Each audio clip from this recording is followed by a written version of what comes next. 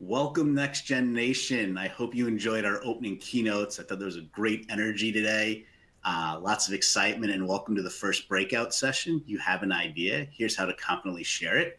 I'm Doug Mashkuri, Vice President General Manager of GovLoop, and I'm thrilled to be moderating today's session. So let's talk about it. Pitching an idea that is scary, you're vulnerable, you don't know how it's going to be received, you're not sure if you have that information, are people going to call out your flaws? Well, the good news is we have an expert today that's going to help us learn how to more effectively pitch ideas, feel confident about it, and really grow your personal brand. Before I do that, I am obligated by GovLoop law to go through some housekeeping items. So first, tweet with us. Follow us at NextGenGov and use hashtag NextGenGov to share what you're learning today on Twitter or X or whatever you're calling it these days. If you have any questions during the session, please use our Q&A tab or the group chat. Both of those are on your console, on the bottom of your console, and feel free to enter information, questions, or any chats. If you have any technical difficulties, which I hope you do not, use the Q&A tab, put your question in there, your technical question, and my associate Kelly will help you troubleshoot that so you can view this. There's tons of resources in our resources tab. So there's additional information there, including today's slide deck. Lastly, this will be on demand. So if you can't make it through the whole session, you'll be receiving a link for the on-demand version of this training. CPEs, you can earn 1 CPE today by attending the session. There's 3 easy steps to do that. Step 1, attend the live online training, which you're on right now. There will be 3 polls throughout today's training. You just need to take the poll and answer the question and submit your response. The poll question will pop up in your slide console, so no need to look anywhere else. When it comes up, please submit your answer.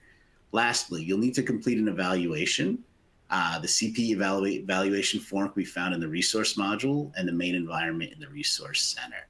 Whew, got through that. If you're here with us all day, you're going to hear this a bunch, but we hope you enjoy it. So let's bring on our expert, Wendie Veloz. Wendie is the founder and social impact strategist. She's an expert in many areas, a returning NextGen speaker. I can't wait for her session today. So with that, Wendie, I'm going to hand it over to you and welcome.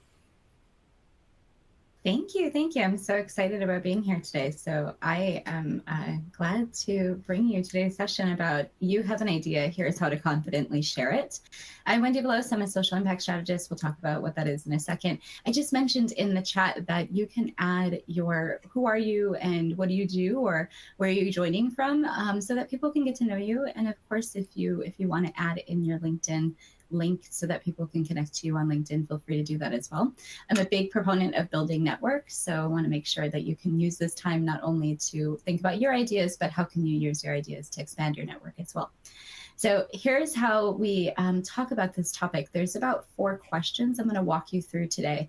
And all of these questions have come through years of work of working with different social entrepreneurs. And over the course of my career, I started out in the government. I spent about almost 15 years in the in the federal and local government. I never worked in state government. So those of you who are here from the state, hi friends. But for the federal government and local government, I know that very intimately. And I've worked in nonprofit and now as a business as a coach and a social impact strategist. I work on, in my business, ideas, influence, impact, and income. And I work primarily in the road where I'm helping social entrepreneurs build sustainable organizations. And some of that is around mindset and executive coaching, and some of it is around systems and strategic thinking. And I love that there are people here who are just at their desk in DC, because this used to be my day-to-day all the time. Before I started my own business, I checked in here in my federal government office every single day, pre-COVID. And then post-COVID, I am an entrepreneur, sort of as Doug and I were talking about before this session, free to explore. So we'll talk about how I did that, or how I moved my brain in that transformation and that idea throughout the topics of what we're talking about today. You'll hear a little bit more about my journey, but we'll also talk about this mindset of, when you're in a government role, how do you safely share ideas? And as Doug was saying, with confidence is sort of 2.0 to that. I feel like the first part is just understanding your ideas. So let's start today's topics with what kind of barriers are there from you sharing ideas? Now, this is supposed to have, we were trying to test this, Doug, so it didn't end up working on us. The video part didn't work, but it got the point of it, right? So the word stopped was the point. Sometimes when we're in our roles as the folks doing the work in a government structure or in a structure, a large organization, we can feel like there are a bunch of different barriers, and some of them are external to us, and some of them sometimes are politically related. And I know that I would often feel like I wasn't safe sharing an idea necessarily in front of some of our political officials because I thought it might be judged, it might be a whole bunch of different things. And so there were oftentimes just a barrier there for me to even feel like the idea that I had was worth voicing in those types of environments. Now, of course, we know all of our ideas are valid, all of our ideas are worthy, but in our brains, sometimes as people go through the process of exploring new things or sharing new ideas, there are these barriers that come up with, whether it's internal or external forces as we understand them. So sometimes the external things might be things that are preventing us from taking action. Maybe we have too many roles. I know when I worked in the government, I always often added a new thing. Someone would leave, I would just take on their role. Sometimes I would have a lot of ideas and I wouldn't know how to sort through or sit with them. And I wouldn't know how to explain them. So they would come out like idea soup in a meeting. It would just be like, bleh. It was disorganized and chaotic for everyone involved. Sometimes I would be too lost in thought to really hone in on what the idea was that I wanted to share. And so I would sit back and absorb other people's ideas, but I wouldn't necessarily put out anything of my own. Sometimes I would also find myself confused. Maybe I just wasn't really understanding the situation. I didn't understand the political dynamics. I didn't understand the politics with a small p, not a big P. Or really, I didn't understand, yes, the things that were going on in the meeting around me that I couldn't physically see or hear, right? Those unseen dynamics in the room. So sometimes those things would cause chaos to what I actually thought, and I wouldn't be able to convey a smart answer to a question or something I thought was worth sharing in that environment. And the other thing, I got burned out. Let me tell y'all, I was so burnt out at the end of my political career, my career in the government, that I was not able to sometimes even convey a coherent thought in a meeting or in public, right? Because I just physically, my own energy was so low or was so lost in what I was trying to do as a human that I couldn't show up as a professional. So sometimes when we're in our roles, people try to dehumanize us and think about us as just worker bees or professionals or people here to do the things that the government needs us to do. But we are all still humans. So when we get into the human aspect of our roles, sometimes sitting in this space where we can't be human also prevents us from sharing what we need to share with the world with our ideas. So I've seen in the chat things like judging. Yes, there's a lot of self-judging that happens sometimes when we're trying to do this work as well. So all these different, let me go back to this slide. The other thing I want to say about this before I go on is that these things are normal, right? So if you're in the chat and you're saying, yes, I've done the meeting thing. Yes, I've been judging myself, but I've stuck in the details. Like these are things that are sounding familiar to you. You're not the only person experiencing these things. There are a lot of people who, when they want to share what they need to share with the world, they're stopped from doing that because one of these things is happening to them in their brain or has happened before, and therefore has negatively reinforced them from moving forward with sharing an idea. Now, the other thing that we sometimes grapple with is like the risk of, like, what is the risk of me coming out and sharing this big, bold idea? Like, what could possibly happen? Am I going to fall off of a cliff? Like, is somebody going to come and throw a tomato at me? Is like the Kool-Aid man going to come through the window and say like, bah, like what is going to happen? We make up all these scenarios sometimes in our head that make us think something bad or dangerous, or there's an exposure here to danger. And then we don't share the idea.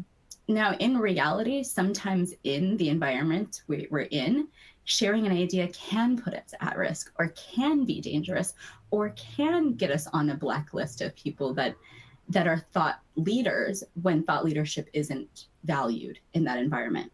So we sometimes have to balance and understand and think about, well, what is the opportunity cost here for me not sharing my idea? Because if I'm in a place where it's difficult to share ideas, or where the environment is not one that appreciates new ideas, or is managing change in a way that new ideas can be fostered, then my perceived risk might actually keep me safer. So it depends for you. What is the opportunity cost? Is that opportunity cost advancement in your career? Or is that opportunity cost advancement in your learning, or even your understanding of what you're working on as a subject matter expert? The other things that happen in our brains, as I mentioned, sometimes we have money blocks that prevent us from starting something new, especially as an entrepreneur who's working in a for-profit business. Sometimes we have imposter syndrome, and we're thinking, oh, who am I to show up and say this thing? Or who am I to share this thought? Who am I to have this big idea that seems to move my field forward? Sometimes we are looking for approval or like support in an idea before we feel that we have the right to share it with the public, or to give it to people to use. Or we might just be limiting ourselves because we are not in a space of imagination or creativity, or creativity isn't valued. Sometimes we also feel unworthy, like we are not worthy of the abundance that might come to us, or the recognition that might come to us by having a successful idea. And then sometimes we just sit in our ideas because we simply just have too many. Right? There's just a lot. This kind of goes into the analysis paralysis, that we tend to think about them. And then when we overthink about things, we kind of just don't do anything. And then the last one that I want to mention is the fear of the team, because this one has had me stuck before. Is you're in a team meeting and you're like, I want to share an idea, but I also don't feel like everybody in this team is going to let me do that without some sort of judgment. So there is this other dynamic too, about sometimes the thoughts in our brain are very much influenced by the things in our immediate surroundings. So how do we overcome these? How do we share our thoughts successfully? How do we do that in a way that's safe? And how do we also do that in a way that's going to promote the safety for other people? So Doug, we're going to stop there with the barriers, and I'm going to turn it over to you for our poll. Yeah, no, great timing. And I think this is a good level set. So here's our first poll question, and it's, what are your biggest barriers to confidently sharing your ideas? A, imposter syndrome, B, need for approval support, or C, analysis paralysis. There's not a D, all the above. So pick the one that best pertains to you.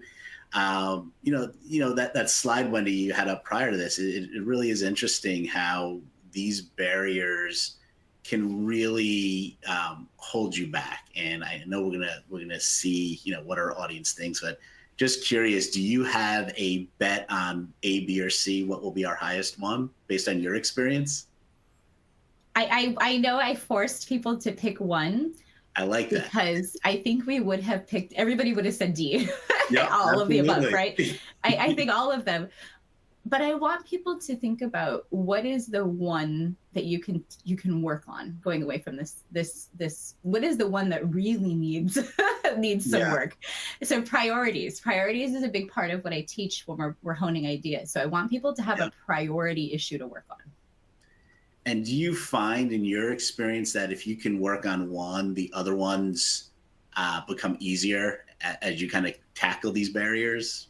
I think if people focus on the ones that really are within their locus of control, because sometimes, you do need to operate in chain of command, and you do need approval for things, right? That's not necessarily always in your locus of control, but in the environment of how approval and support happens isn't always in your locus of control. But imposter syndrome and analysis paralysis, those are in your locus of control. So I think it's always good to look at the internal of what you can do for yourself. All right, well, let's see the results. I'm going to bet on A, but let's see what the data tells us. Wow. So the answer was D. All of the above. Pretty evenly. That is something. Well, everybody, I've never seen it that even in these polls. I know, it's amazing. I was not expecting that at all. Usually, there's definitely a definitive answer. So hopefully this will help frame the rest of the conversation and give you some good feedback. And audience, thank you so much for taking this. And we'll go back to Wendie's slides. Yeah, and I want to see if people want to drop D into the chat. If that's your vote, feel free to drop it into the chat as your vote. I want to preclude you from having options here. So the oh, great. And so there's someone said, okay, I picked B, but D would have been thumbs down on leadership having concerns, even when you explain things in layman's terms. Yes, I have been told before that I was an expert operating outside of my britches because I had slides that looked like they should have been for a PhD level and I had an MSW. So I can appreciate that even when you try to bring things down to layman's terms, that people are always making judgments about what you know and what your professional experience is and what you're capable of showing up, what ideas you're capable of representing, especially when you're representing them in a keynote like I was, right? So fair enough. Your superiors do have to tell you when you're approved to go do another keynote. So, okay, so let's go on to the second part of this talk, because this is the second important question I want you guys to focus on of the four. How do I refine my ideas to share them? This is the crux of what I teach people in my accelerator and my business accelerator that's for social entrepreneurs. This component has a whole bunch of teaching underneath it, and it's a whole strategy that I developed when I was in the government. And the reason I developed this part of the training, and I'm going to preface it before we even go in it so you can understand, was because people kept getting stuck developing logic models. And one of the things that I was the best at most of the project officers that I knew, was working people through processes and systems to get them into a plan to then execute for the duration of their grant. So the logic model part was very, very critical for us to get past this. So I had to develop a creative way, an engaging way, and a fun way for people to go through the idea generation process. And when that came out of, once I did that a bunch of times, I realized, oh, this is helpful for everybody. Whether you're creating logic models, whether you're creating a new program, a new service, whether you're taking yourself and you're revamping your life to have work-life balance, it does not matter. The process is the process. So that's what you guys are going to get today. And I will tell you guys, because you're friends of Doug and you're on the GovLoop feed, I only teach this in one place occasionally. So I'm teaching it here to you guys as like the unlock the door and like what's in the back end of what I teach. This process is probably one of the most powerful things that I coach people through. Understanding that there are two pieces of making your idea come to life: opportunity for action and the decision to act. Now, the opportunity is not always there, and sometimes you have to make the opportunity for yourself. But if you have an idea and you want to move forward, you have to decide to take action. If you do not decide to take action and it just stumbles upon you, it can be messy sometimes. You'll get through it, but you'll have to decide to do something at some point to move that idea forward. So this piece, if there's something, make sure you get this, make sure you screenshot the next couple things. This is it, because your ideas can sit and sit and sit, and you will never become a unicorn if you don't see the right opportunities. You have to vocalize and ask for opportunities sometimes. And if you're in the space like me, of the spirituality and whatever your belief system is, sometimes there are opportunities that will come to you because you vocalized to them or because you said something to push that idea forward to another person who heard you, who then said, oh, I know my uncle who can help you with this thing, or I know my person who I can connect you to get that done, right? So there's reasons why you want to stop and be intentional with your ideas and think about them in a structured way. So what is that structured way and how do we do that? This funnel, again, things you need to get in your life. If you go to wendieveloz.com/ideas, there is a form. You can enter your email and enter your information, and you will get a whole download about this part of the training. So this part, you don't need to screenshot. You can just simply go over there, and there's a whole nicely laid out PDF. When you're working with your ideas, recognize that they come from you and how you are going to bring them out into the world and deliver them as some sort of planned thing or unplanned thing. But they have to go through a structure to get out into the world. And so when I was talking about creating a logic model, the other thing I've done with this same structure is to help businesses restructure their services, to help nonprofits to be more sustainable and look at their revenue, and to help groups of people come to consensus around policy agendas. So the process is the process no matter what we're doing. We start with understanding our vision, going through what we talked about today, the mindset barriers, and then we go through a mind mapping process. The mind mapping process is two parts. One, to really focus on grouping the bigger ideas, and then to break down the components of those most important pieces. Then to prioritize for yourself, what are the priorities of what I see? So once it's all mapped out, I can see what my priorities are, and then I can structure the conversations I need to have or the ways that I need to share my idea. So again, go to wendieveloz.com/ideas. I'll put it into the chat. You can just take it over to your browser and copy it, and you'll get this entire piece. Now, the next part of it, oh, and I guess the other thing I should say is I've also used this for short-term and long-term goal planning as well for people in 30 days, 3 years, or 5-year segments. So again, once you get into the structure of understanding why you do this, what you're doing, you can apply it to so many different types of use cases. So in the download that you get, and thank you, Dad, for putting it into the chat, in the download that you get on this URL, it also has all the different use cases for this structure, this thinking, how you bring your ideas to hone them. So with the mind mapping, most people have thought of mind mapping before. You've done this, right? It's not the first time that we've seen mind mapping or someone has presented this to you. So I want you to just focus on these ideas of buckets, right? So we all have in our brain so many ideas. There's like a bunch of things in here. But if you really think about it, they probably fit into the core, maybe 5-ish, 3 to 5 buckets of important things, whether it's us in our vision, us in our life, our idea in our work, this very small piece of our work, whatever is at the middle, you take the bigger buckets around and you put those on the paper first, because those are the things that matter the most and they encompass some of the other ideas. Then you're going to branch out the other ideas from that. In this process, you do this with literally anything in your life. I have some people who do this like weekly. But the next part about it is once you see everything in it and you're prioritizing, you have to understand that there's reasons why certain things are a priority and certain things are not.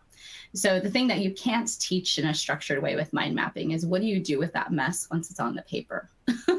And that was the part that people were always like, great idea, let's do mind mapping. And then they're like, well, how does this equal a strategy? And you're like, well, we have to then focus on what matters. So once we have all of the ideas out there and we're able to sort through and see them, visually see them, then we can talk about which ideas and which parts of that need to be communicated to others and which needs to go forward. So we have two things I want you to think about. What is the overall vision for what you're trying to do? And what are the values behind that? Whether they're your personal values, the organizational values, your work unit's values, and how can you really see the opportunities to act at the nexus of where these two things come together. So in the important parts of where getting the vision done and getting to the vision and doing it with structure and with values and with integrity to the values, those are the ideas that you want to foster, because those are the ones that are ultimately going to help you move the organization, mission, vision, and yourself forward. So thinking about it in this way, when you have it all mapped out and you have it all in front of you, pick 3 priorities that are going to be in this opportunity zone, because those 3 priorities are the ones that you should put your energy in. When you put your energy in other places, it's not going to move you towards things that are structured in your value set or things that are going to get you to your vision. So if you can sit and reflect, and this is what I tell people, like, do the idea honing process, look at it all, but you have to reflect at some point and align it back to what it is that you're trying to do so that you can get closer to your outcomes. Now, we're at our second poll, and I want to stop there because I also want people to be able to ask questions. And I know that was a lot of content super fast. It was. So let's take a moment here. I'm going to read the poll question. But as Wendie said, if you have questions or comments, put it in the Q&A or chat tab, and we'll go from there. So what is your goal in sharing your idea? Is it A, to create consensus, B, make decisions, C, prioritize projects, or D, develop short and long-term vision? Once again, pick one. This is a priority question again. But what is that goal? You start with that goal. So what do you think that is? Wendie, once again, based on experience in doing this, do you have any leading edges on what the most popular response will be? I think C. I think people just struggle with the prioritization because there are so many things in there, so many ideas, so many things to think about, and so many conflicting priorities. Yeah. Yeah. All right, let's see how we're doing here. We're getting some responses. And once again, there's a couple of things to think about. You can ask questions, put some comments in the chat. We put the link in the chat as well. So we'll give you 30 more seconds, and let's see what we come up with. We got a few more responses. The questions was, in these polls, can I submit a different option? None of these are my options. Sure, use the chat for that. Tell us what your option is. I'm totally down for options E through J, like whatever they are. I'm sure there are lots of options.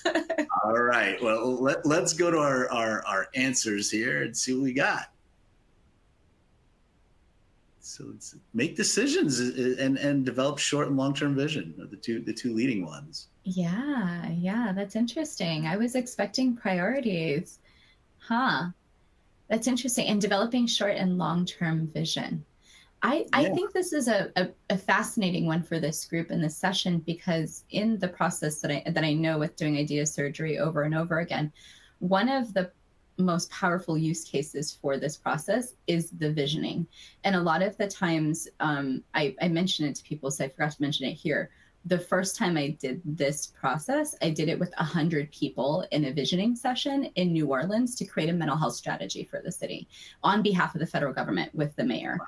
And it was super powerful for that use case, because so many different visions from so many different organizations have to be able to agree. And in order to agree, you have to see what's inside each other's heads. And so if you can sit with each other and visualize what the vision is, and then check and do the reflection and say, oh, does this match what your organization is thinking? And if it doesn't, how can we come to better consensus on the short and long-term vision?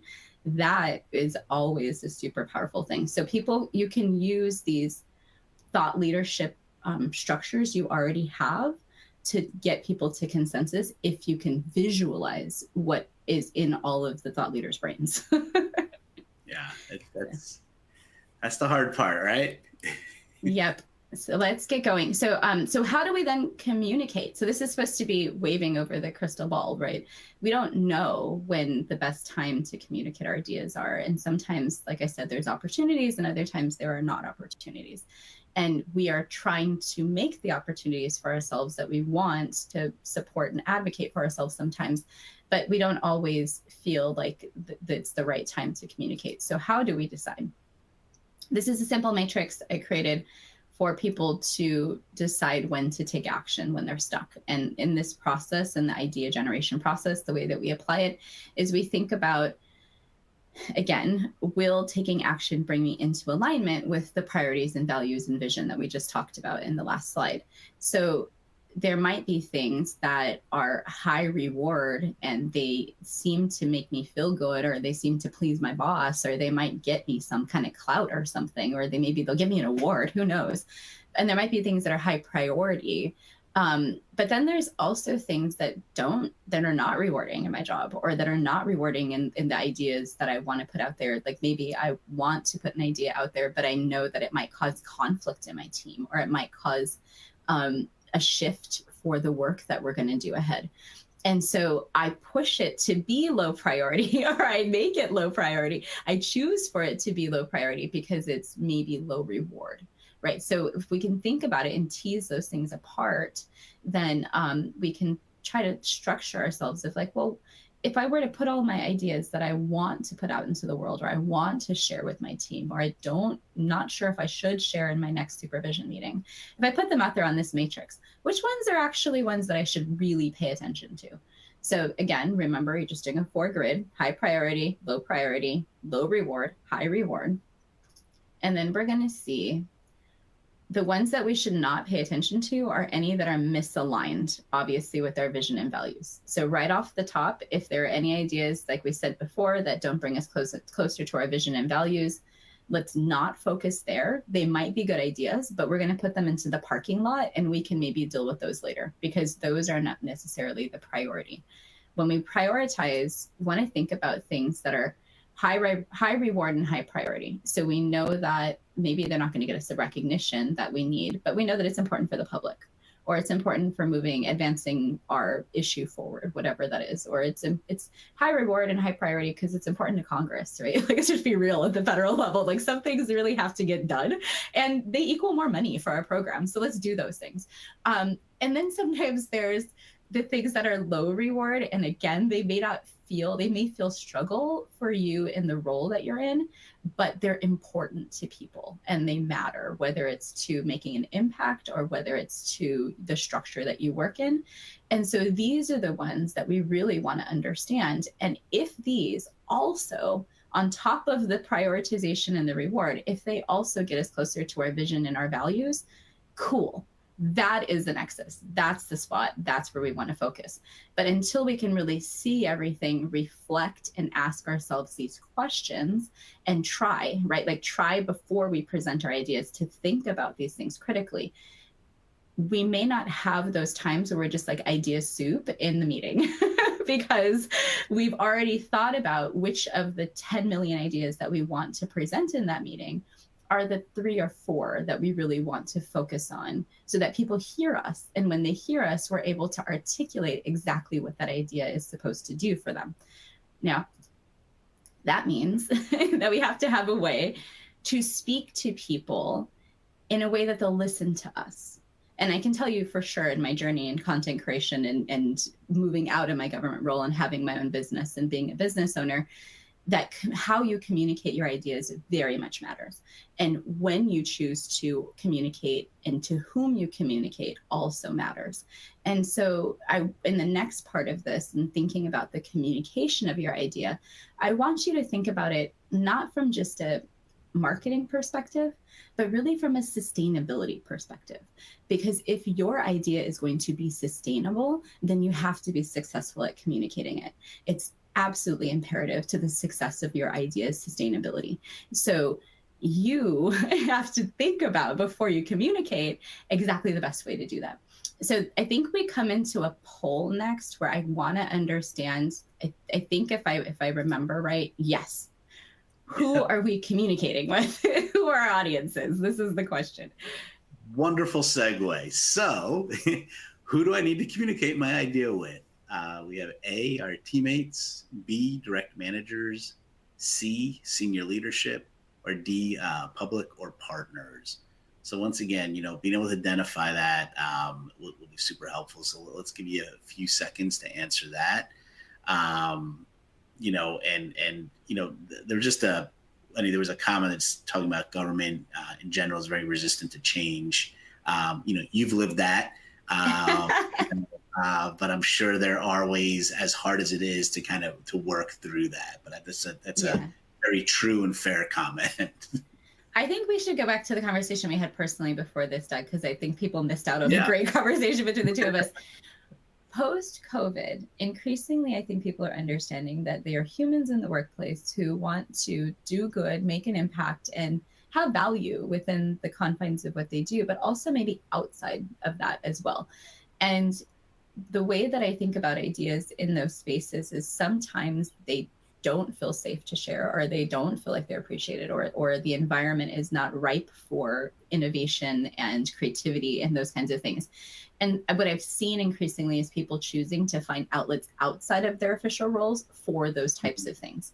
So that's one thing that is going on, is people trying to balance this, like, Doug said it best, how am I reestablishing my identity in the workplace? But then also, how am I reestablishing my identity as a person and what fulfills me, what fulfills my cup? Does that mean that I have to keep seeking external forces to fulfill that, versus in my role trying to help, like you said, going uphill at this thing that doesn't want to change? I think that we all do still need to do both, right? Like, we need to be exploring what brings us closer to being the highest potential of human that we are, but also in our official roles and our official capacities that they pay us to be, what is the highest potential that we can actualize in that as well? And why are we not all trying to achieve those things? Well, because we have all these stressors and these other things pulling at our brain, right? So I think there's a lot of needing to fulfill ourselves and fulfill our cup so we can continue to show up and serve. And this concept is something that I talk about all the time on the podcast. So I should say, if you haven't listened to the Social Impact Level Up podcast, this is where you can get all kinds of tips and tools on how you do that. And you can hear about other social entrepreneurs, other people who are trying to be change agents, who've lived those kinds of challenges, uphill battles, and how they've navigated them as well.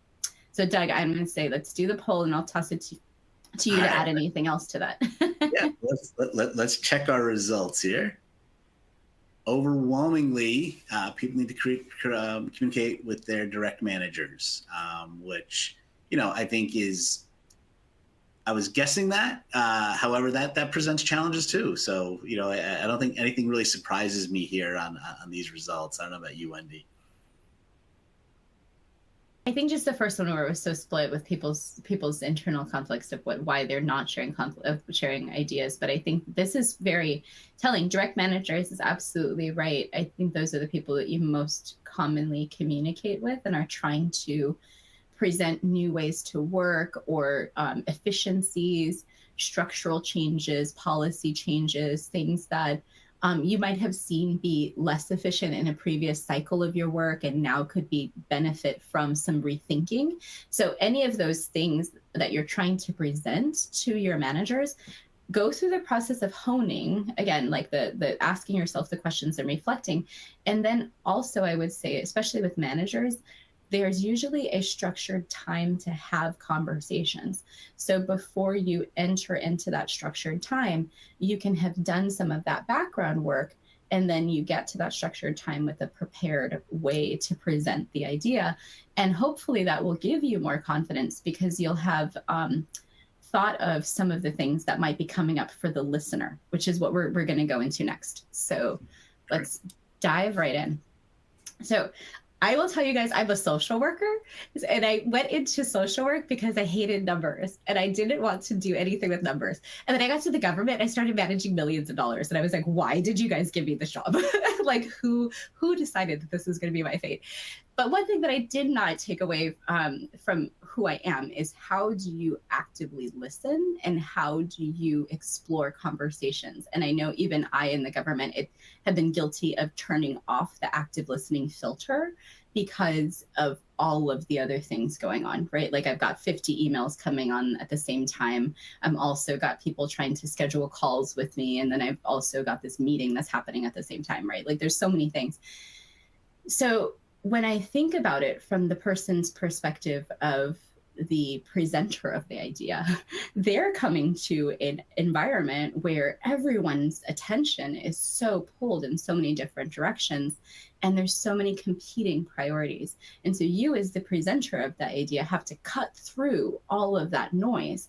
And what I'm talking about in this next segment is, how do you do that? So we're going to do 3 steps, right? So step 1, who is this target audience? If we're saying our target audience is likely a manager, maybe some teammates, maybe some superiors, we want to first think, obviously, who do we directly communicate with? We just did that in the poll. What do they want? What is the motivation for this person?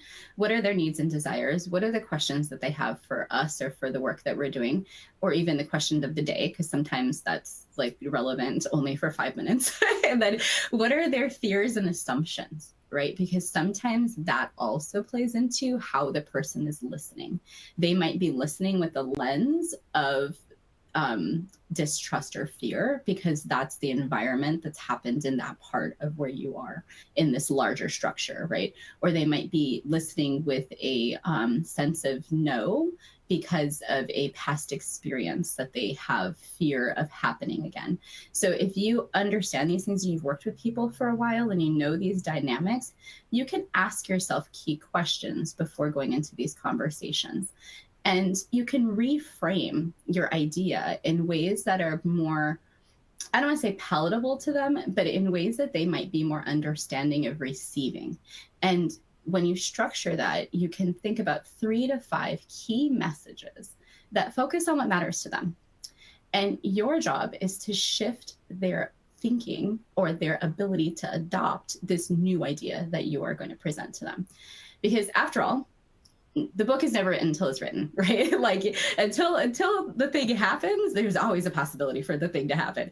So let's talk about what are these key messages you can structure. Inside of the freebie on the URL that we gave earlier, there's also a whole page on these benefits, and there's like, it goes through each of them. So you don't need to get the slide here because there's more content there. You can just get it there. The benefits, the features, the risks, the innovations, and the ROI. Different people are going to listen for different pieces of this. So you might have several statements that cover some of these different parts. But for the most part, most people want to know what's in it for me right up front. Why do I mind listening to this? What do I want? What would I get out of this? What's the point? They might be interested in the features just because they need to like validate what you're saying is actually a structured thing you can produce, or you can actually do this. But they might also need you to explain how the thing that you're doing mitigates the risks that they're afraid of, or can help alleviate the fears, or you have already considered the fears and you have structured into your plan and your idea a way to make sure that those things don't happen. If you're being innovative, sometimes people need to understand and walk with you through the innovative process because they are not there yet. They're not in an innovative space, or it's challenging to present new ideas in this place. And so when you're trying to be innovative, it might be very difficult for them to walk with you on that journey. So sometimes you have to dig into not how the innovation is made, but why the innovation needs to happen and how it solves a problem, right? So thinking about the innovation in a different way. And then the return on investment. If you were doing anything related to prevention, anything that people cannot physically see, they have to understand, why am I investing my money, my time, my resources here? So why am I giving you clout to do this idea? Why am I giving you a platform to go and speak about this idea in public? Why am I letting you write a paper about this or a blog? You know, there has to be some sort of understanding of what is the return on that investment for them. The other thing about this that I'd like you guys to understand is that sometimes we don't have time to go through this whole process. So sometimes what is helpful is to really think about the ideas that matter the most to us.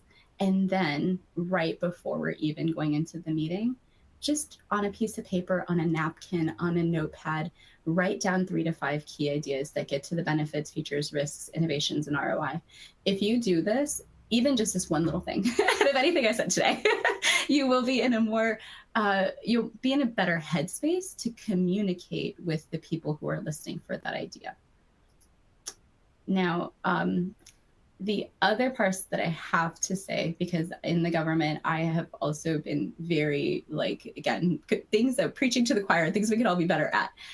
Receiving is not always negative. I want to say that we as people sometimes receive, and we receive compliments poorly even.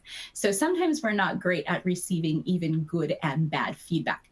But I want to encourage you that as you present your ideas, open up the space to receive feedback without fear.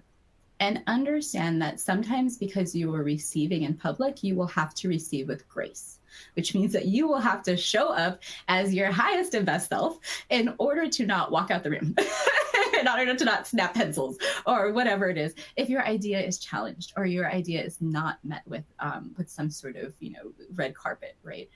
So here's some steps you can take. Absolutely, this is based on my personal part of my coaching and my professional executive coaching.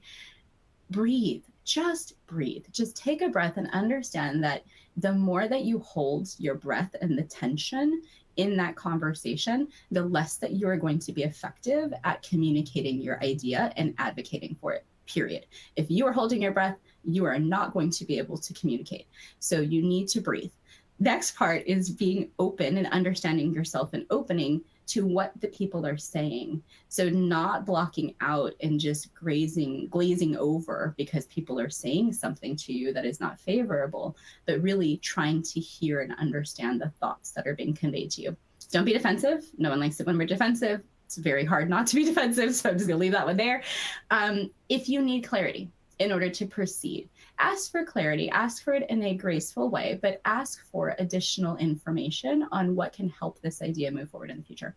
And then again, don't go into conversations setting expectations for the outcome. When we set expectations beforehand, we can set ourselves up for failure. So if you're going to expect anything, expect to be open to what's next, right? I'm just going to be open to whatever it is that happens to come after this. Now, this is where I tell you guys all about what I told Doug, I promised I would share with everyone what is it that I'm doing and how does this work? So if you want to connect with me, the best way to get into my world is go to wendieveloz.com. Again, the URL that we were working with today is the worksheet or the workflow for this whole conversation. How do you work with your ideas and communicate them? You can find me on Instagram. I hang out there a lot, and on LinkedIn under Wendie Veloz. And you can also email me at wendieveloz.com, info@wendieveloz.com. And I have sort of 3 things that I want to tell you about. One, I have a website on wellness and holistic wellness that I developed after being in the government, needed to reset my own well-being. So that's wellnessgrind.com. The Social Impact Level Up podcast is where I do all of my interviews for social entrepreneurs. And we talk all about these mindset shifts and all about how we as people can make a bigger impact. You're more than welcome to consume that content on any of the social media platforms. Any of the audio platforms or podcasting platforms. And then I also have an in-person holistic business development event I do for women, and it's in the Washington, D.C. area. So if you're interested, you can always come and connect with me about Elevate Her Worth. There will be another one in October. And I do executive coaching and training. So I'm always happy to bring idea surgery to you as a person or you as a team. So with that, Doug, I think we can open it up to questions and thoughts and everything else. Absolutely. And Wendie, thank you so much. It was a super helpful session as always. And I just feel like, you're helping us flatten some of these mountains and obstacles that our audience is facing on a daily basis. So really appreciate that. I did have a question that came in earlier. One of our polls said, who are you presenting your ideas to? It was mostly direct managers. But the first question was I think it was peers or coworkers, and that was a very low response. But the question here is, should you check your idea with a colleague before you present it to managers? And what's your feeling on that? I think it depends on the dynamics of where you are, because sometimes I've seen very fear-based environments where people are scared to share with colleagues because they're fearful of a colleague stealing an idea, right? Mm-hmm. I've actually heard people express that fear. Now, whether it's a rational fear or not, if that is your fear and you don't feel comfortable sharing with anyone, then maybe you don't, right? Maybe you give yourself permission to just ruminate with it with somebody who's outside of your work circle, or a professional who's lateral to you, but not in it with you, right? So maybe in another working group in your organization who is a colleague and understands the dynamics of your organization, but is not in a direct line of command with you. So there's always options for that, but you just kind of have to be creative about what do you feel is a trusting, safe environment for you to do that kind of work? Got it. Awesome. Well, there was a very positive comment. One of our folks have attended your Elevate Her Worth, and they highly recommend the experience. So thank you for attending that. And I would encourage anyone that's in the area to definitely do that. Here's another one. We talked about presenting ideas and new ideas and, the do's and don'ts. Is there any guidance on what you should avoid when you present a new idea? Yeah, I think that sometimes we get married to the idea as we thought of it, right? And it has to be that way. It has to be our way. And I'm when I say these things, 100% guilty of having done these things before, right? I don't say anything that I don't admit that I've done. What I understand about it now in the learning process as a being is that sometimes people can actually make my idea better. And when I originally presented it, it was yay big. But after the input of other people, the collective impact of that grew massively. But I wouldn't have been able to anticipate that if I held on to that initial nugget that I came to the conversation with. So I think that would be my biggest advice for people, is always be understanding of that ideas and the way that we do things are iterative and that they have the opportunity to grow, but we have to be allowing of that space for them to grow. Makes perfect sense. And you mentioned something earlier about, defensiveness. And here's a good question, because we're all in that boat. I know I am. The question is, how do you defend your idea without coming across as being defensive or inflexible? Yeah, I think if you do those 3 to 5 key messages In there, one of them, I would definitely do one that's more not defensive, but answers the questions and the fears and the curiosities. Because when you start to dig into why people are saying no, and you have ways to connect with that, sometimes you're able to cut through some of those things. Now, not always, because some people are just contrary. Let's just be very clear. There are some people who just want to be contrary. But a lot of the times, if you're able to address things, you can open a door for a second or third conversation. And it might not be on the first conversation that you need to lock in on something. It might be that you have to get to, and the goal is just to get to a subsequent conversation. And this is very much the same in the sales process with leads. Yeah. Sometimes the goal is not to lock the lead into the sale on that one product. The conversation is really, it's the door to the next conversation and the next conversation. So maybe in the third conversation, your idea does get locked in. It may not be the way you originally thought about it, like I said, but it at least gets to go forward. Makes perfect sense. And it's a work in progress. Yeah. The more you do it, the better you're going to get. So don't give up, even if it didn't work the first time. Absolutely. And I think that sometimes we value our ideas so much and other people don't have the same perspective as us. And so we're worried about sharing them, and we get defensive because we value them so much. But what we're defensive about is the fact that other people don't value them as much as we do. Yeah, it makes sense. We're running towards the end here, but I would love to, we covered a lot of information here today, very valuable. If there's one thing you want to leave our attendees with today, what's the one message you want them to walk away with? I would say it's about not being scared to let all those barriers in front of you stop you from doing the idea that you want to do. Whatever that idea is that you thought was a good idea is probably a good idea to someone. And you need to have the fortitude, like someone said in the chat, like, how do you have the fortitude to keep moving forward and presenting the idea again or moving it forward?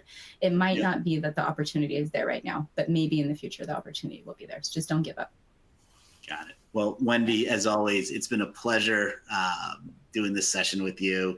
On behalf of the audience, thank you so much. Your insights are valuable. So we'll give a virtual round of applause for you and thank you. Please look at this slide. There's a lot of great information here to connect with Wendie and follow her on LinkedIn, Instagram. If you're in the DC area, attend the event. I've heard great things about it. Definitely listen to the podcast. So before I let you all go, I do have a few more housekeeping items apparently that I got to go through. First of all, thank you to our Alliance partners for making NextGen possible this year. With their support, we were able to provide free training to over 2,000 folks in our federal, state, and local government community. So thank you to each of our Alliance partners. Please visit their virtual booths in the Resource Center. What's next? So after this session, head back to the lobby and you can download resources, look at other sessions, network with your peer. The more activity you do, you can move up the leaderboard. So there's a lot of leaderboard activity you can take care of. Please visit our partners in the exhibit hall. There's a lot of good information there for you. Any questions, please email us at nextgen@govloop.com. So with that, we have a lunch keynote starting at 12:30. So you want to head back to the conference hall. You have sessions on should I stay or should I go? 3 signs you've plateaued in your role. Also advocating for yourself during change. And lastly, I'd just like to thank you again for being part of the NextGen Nation, being part of our community. I know how hard you work every day. I know it's hard to take time out for training. We appreciate it. We hope this is a useful day for you. As always, comments are welcome. So on behalf of GovLoop and the NextGen team and Wendie, thank you so much. And we'll see you around the environment later today. Have a great day, folks.